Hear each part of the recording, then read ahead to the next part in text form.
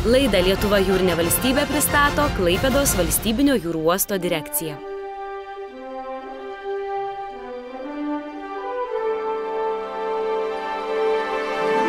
Labą dieną. Labą dieną. Šiandien Klaipėdoje didelė šventė. Baigtas uosto gilinimas. Čia už mūsų visai netrukus atsistos laivas. Koks?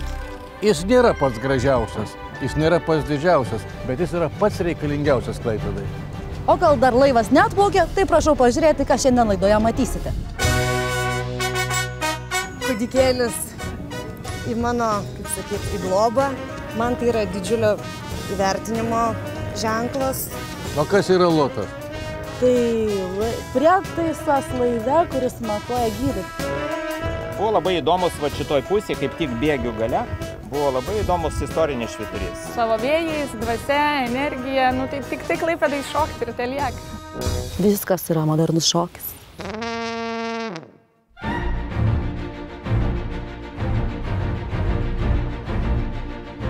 Tie, kurie daug dirba, anksčiau ir vėliau sulaukia dienos, kai gali atsipalaiduoti, spalvotų kilimų pereiti, ar gražią padėką, ar atminimo dovaną pasidžiaugti. Na ir dar, retai tai būna, bet Klaipėdos valstybinėme jūrų uoste į vieną dieną supuolė ir visai neatsitiktinai net 3 nemažos šventės. Pirmoji – baigtas uosto pietinės dalies, nuo Danės upės iki jūrų perkėlos gilinimas. Antroji, prie krantinės, į kurią vedė iškilmių kilimas, jau stovi pats naujausias Klaipėdos valstybinio jūrų uosto direkcijos laivas – hidrografijai skirtas lotas. Trečioji proga nuo čia, nuo kruizinių laivų krantinės, nematoma, tačiau ji labai svarbi ir taip pat susijusi su gilinimu. Matolando kompanijai Van Ord baigus uosto gilinimą atsivėrė galimybės naujam suskystintų dujų terminalo etapui. Jau galima pradėti pirso statybą. Šiame reportaže apie visus šiuos etapus rimtai kalbėsime, tačiau erdvės paliksim ir jaunai vedėjai Giedrei. Esu paruošęs užduotėlių ir jai.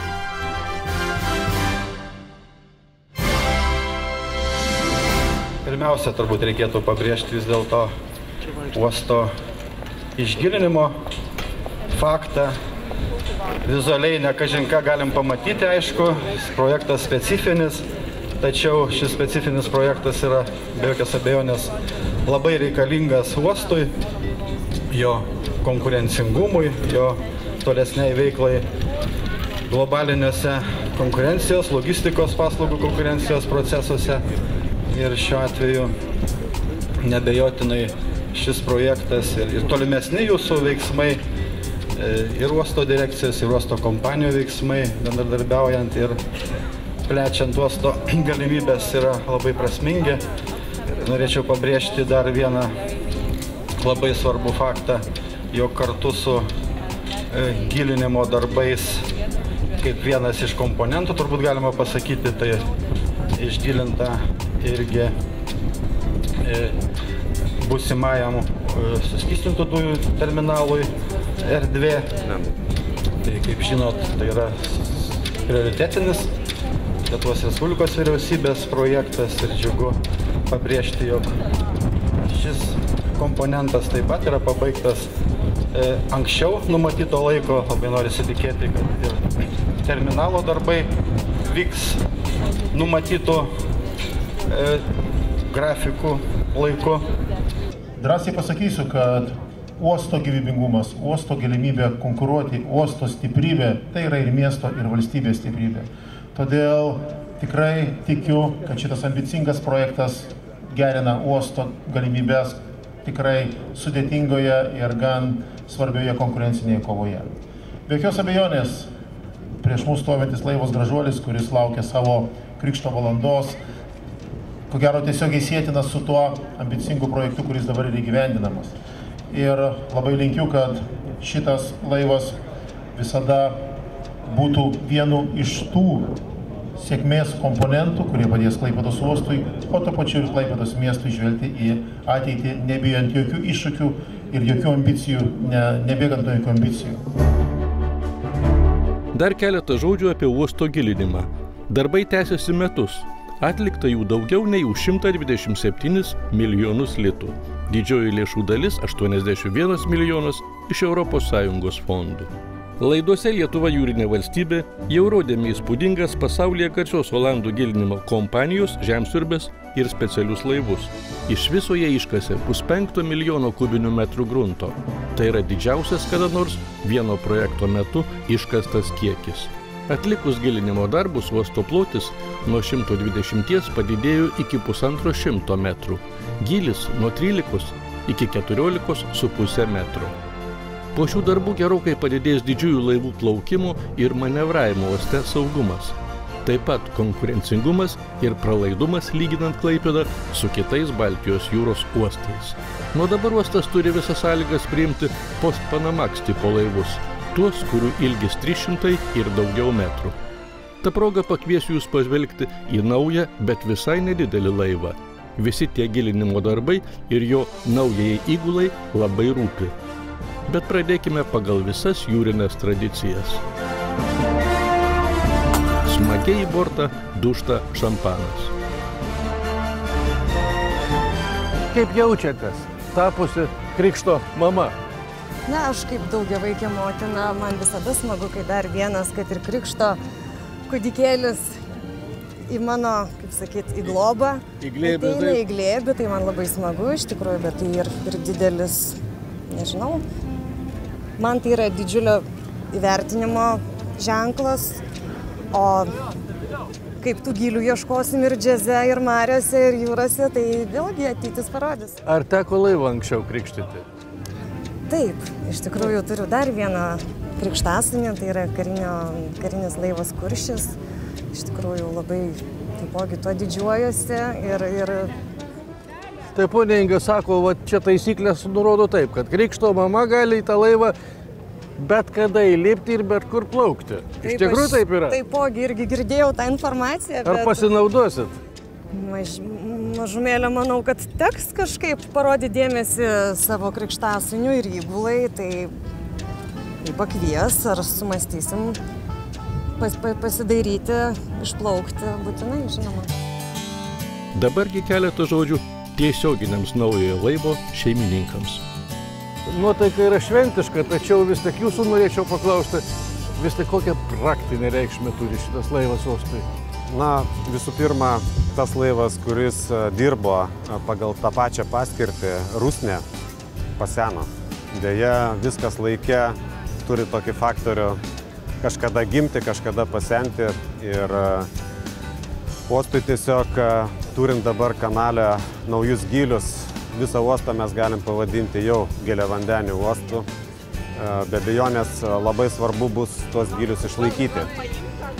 Kad juos išlaikyti ir kad turėti tuos parametrus ir iki pat krantinių. Ir būtent pavasario, žiemos, vasaros sezonais, kada vyksta tam tikri užnešimai, aišku, kapitonas privalo žinoti labai tikslius duomenis. Tai šio laivo ir bus paskirtis tos duomenis tikrinti, operatyviai atiduoti žinias kapitono tarnybai, kad būtų galimybė laiku reaguoti ir surinkti tą užnešimą ar naujus, reiškia, dugno pakelimus. Kodėl toks pavadinimas? Iš esmės, čia yra hidrografinis laivas ir kaip jo yra paskirtis matuoti gylius, o senoviškas prietaisas matuoti gylius yra lot, taip vadinamas, tai lietuvių kalbų būtum lotas. O kas yra lotas? Lotas tai yra dirva. Aš žinau, tegul jį pasako. Lotas tai yra toks laivas, kuris... Ne laivas, prietaisas. Tai prietaisas laive, kuris matuoja gylį. Tai akmenuką pririša ir nuleidžia? Gal ir taip, Henrikai, leiskim žmogui pasakyti. Leiskim kapitonui pasakyti. Taip, tai yra iš tikrųjų, aišku, šiai dienai jisai jau, galima sakyti, ir nebenaudojamas, bet tai buvo tokia prietaisas, kur yra virva, ant galų pakabintas svoris ir tam tikras žymėjimas leidžia jums leisdami iki dugno tą prietaisą matyti, koks yra gylis. Tenai visus mirkius. Aš suprantu, kad čia neįsigilinsime visas technologijos, kurios yra šitam laive, tačiau principas koks yra? Principas yra gan elementarus, šiuolaikinė įranga, kuris spinduliuoja ir atsispindžia nuo dugno, siunčia į kompiuterį informaciją apie gylį po dugno šio laivo. Ir dar galėčiau pridurti, kad šitas laivas turi tokia galimybė, kuri suteikia jam teisę matuoti netgi kitam laivui stovint prie krantinės, galima tiesiog pamatuoti gylį tarp laivo dugno ir kito laivo.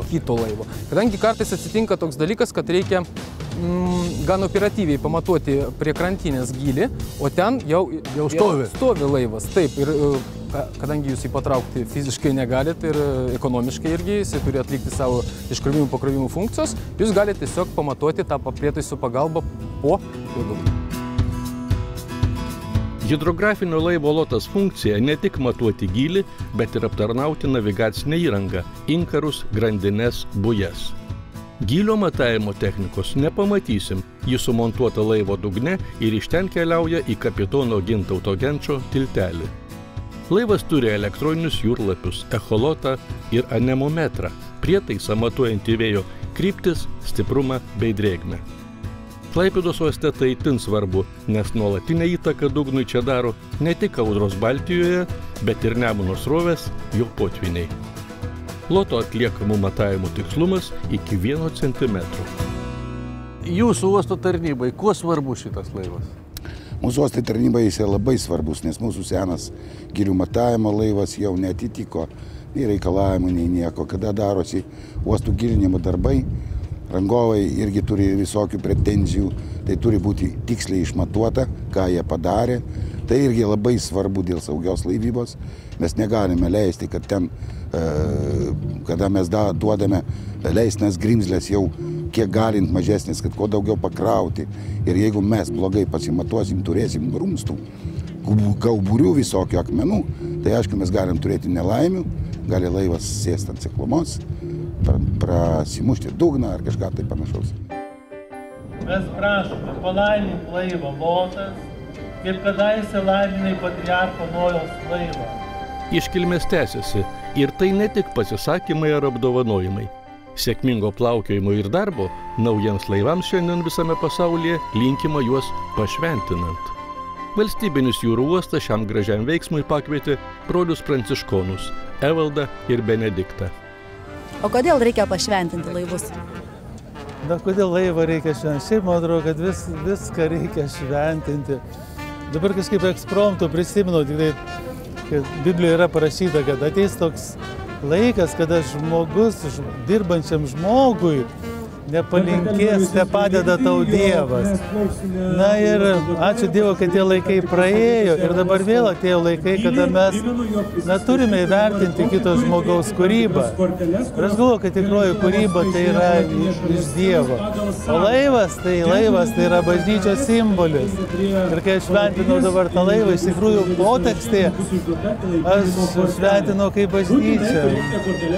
Aš norėčiau paklausti, labai gražiai pasakėte gražius žodžius, kad tam tikrų momentų, kai pašventinate, angelas atsiranda kažkaip. Taip, čia jau taip yra, nusileidžia angelas, nusileidžia.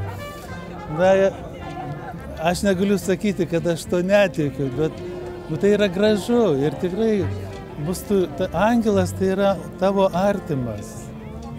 Kaip manote, ar pašventintas laivas yra saugesnis laivas, ar tas angelas saugo šitą laivą? Aš galvoju, kad žmonės jaučia didesnį atsakomybę už tą vietą, kurioje yra. Tarkim, vėl grįžtame į Bibliją, kai tas susitikimas su Dievu pirmasis, žmogaus, sako, vieta, kurioje tu stovi, yra šventa.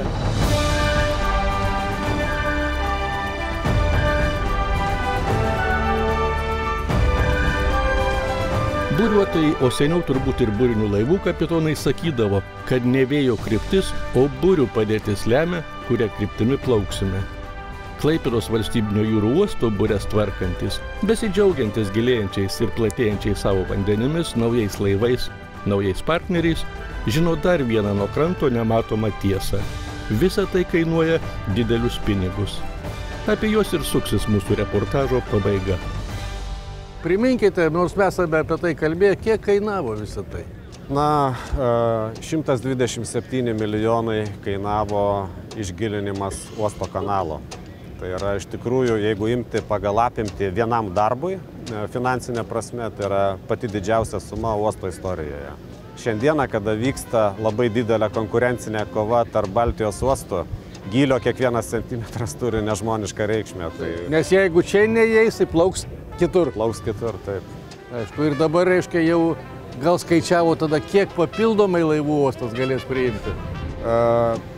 Ar papildomai ar ne, yra taip pat retorinis klausimas, nes, sakykime, per paskutinį dešimtmetį labai stipriai išaugo krova. Jis išaugo praktiškai, jeigu imti 2000 metus, tai dar turėjom apie 19 milijonų, dabar rekordas buvo už praeitais metais 36 milijonai. Ką tai reiškia? Tai visas šitas kiekis yra pasiektas praktiškai ne tik, kad nedidėjant laivų skaičiui, bet netgi 1000 laivų yra mažiau. Per metus skaičiuodavom 8000, šiuo metu yra apie 7 su viršum 1000. Tai reiškia, kad tie laivai vis didesni įplaukia į Klaipėdos uostą. Būtent šitas darbas ir atitinka tą tendenciją. Tai tik reportažo, bet ne visos laidos pabaiga. Sugrįšime pas jūs po neilgos pertraukėlės. Ir tada Giedrė jūs galbūt privers piniginėje rasti 200 litų banknotą. Galite jau dabar paieškoti atsakymų, kaip tas pinigas susijęs su jūrine valstybe Lietuva.